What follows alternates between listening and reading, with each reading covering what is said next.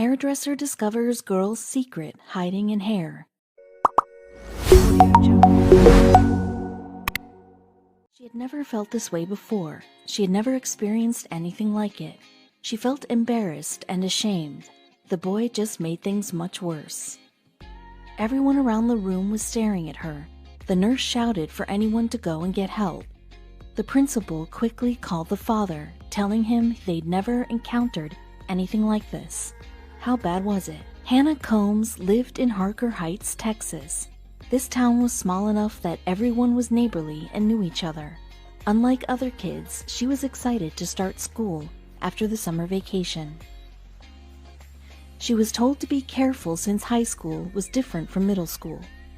Her school in particular had culture around bullying freshmen. Hannah didn't pay it much attention. She was extroverted and knew she'd find friends. Hannah was looking forward to going back because lately she'd only been thinking about boys. She couldn't wait for her first kiss, but she knew all too well how teen boys could be. They'd analyze her and find something wrong, like how nerdy or plain she was. She had heard a story about how a girl was teased ruthlessly because of having lice. She wanted to turn all the boys' heads. The only feature that she liked about herself was her hair, if she was being honest. After watching only Marilyn Monroe movies during her summer vacation, Hannah wanted nothing more than blonde highlights. Her hairstylist told her it was a great idea and even gave her advice about the lice outbreak that was going around. Hannah kept looking at her hair in the mirror. It was the week before school, and she was so happy with it. Even Betsy, her best friend, told her she looked great. The boys weren't ready for her. She had even spent a week planning the outfits that she would wear. With her new hair and her new outfits, she'd be the talk of the school. Nothing could ruin her first week of high school. 2 weeks went by without any problems, but she didn't get any attention from any of the boys at her school. There was nothing exciting happening like she expected. Hannah and Betsy scoped out the boys during their lunch break. Maybe it was just too early in the school year for anything to happen just yet. One day outside of school, Hannah was chatting to Betsy when a shrewd-looking boy came up from behind her and messed up her hair. He obnoxiously shouted, "Bet you think you look great now, loser." Why would anyone do that? Hannah felt tears well up in her eyes. She couldn't hold them back. It was just too painful. Why was he so mean to her? Now everyone outside the school was staring at Hannah. Was her hair messed up that badly? She had gone through so much effort just for this to happen to her. You'll have to go to the school nurse now.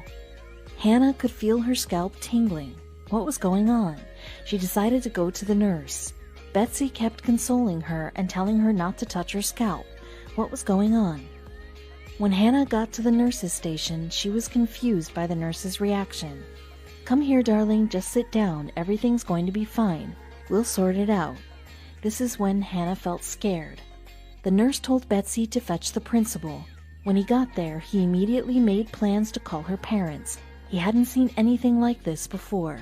Christian, Hannah's father, got there as fast as he could. When he saw his daughter's tear-stained face, he saw red. He couldn't believe what was happening. He was an ex-soldier and wouldn't just stand around. Well, this was going on. The more Hannah cried, the angrier he became. Someone was responsible for this. Christian demanded to know what was going on, but Hannah couldn't even stop crying long enough to speak.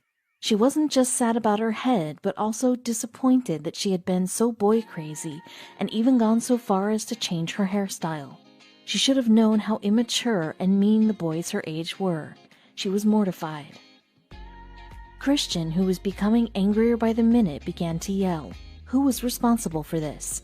And why hadn't they taken his daughter to the hospital yet? "I'm calling 911, Christian threatened, but he was met with a terse, "Take that attitude elsewhere," from the principal's assistant. He glared back at her in disbelief. Now it was war. After her dad had taken Hannah to the emergency ward, he called the media.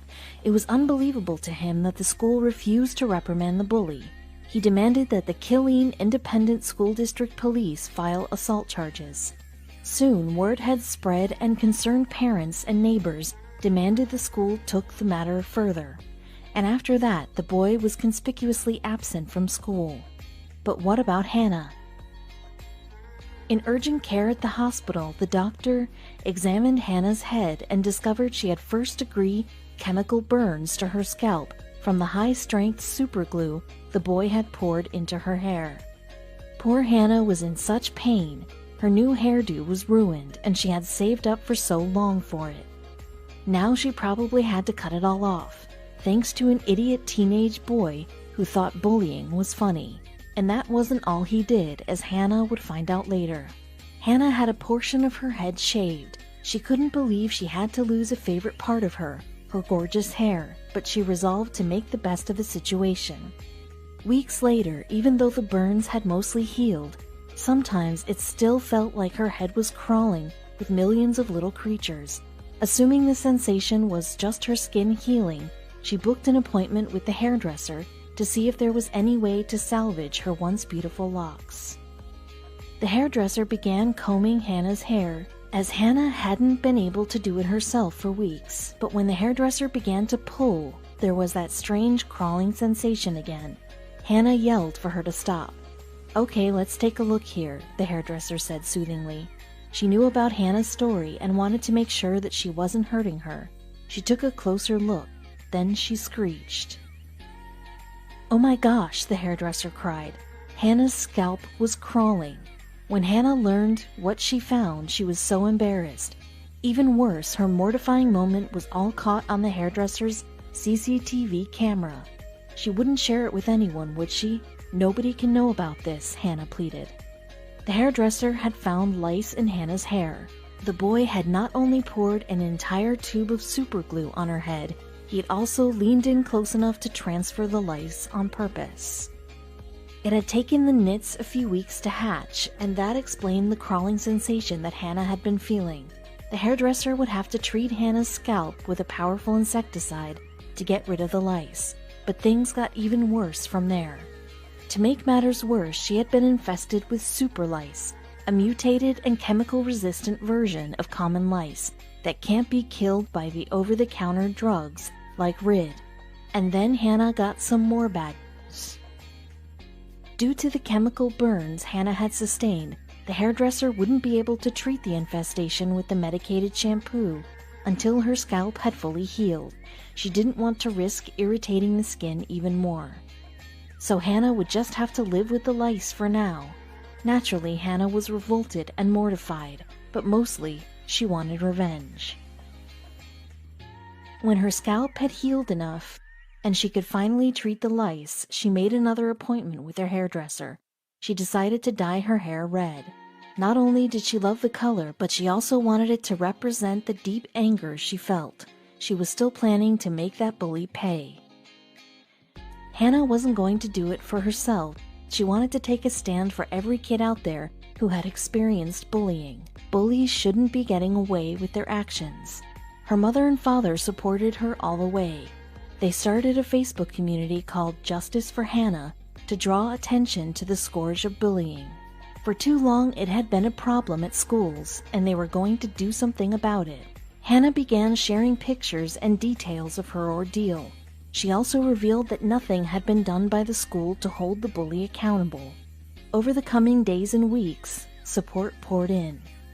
Through the Facebook page, she was also able to get enough followers to sign a petition to get the school authorities to make the bully apologize publicly for what he had done. It also called for his suspension and compensation for Hannah's hospital bills. "I want to make a difference. I would like people to stand up for themselves. No one deserves to be bullied. It's not fair for anyone," Hannah said.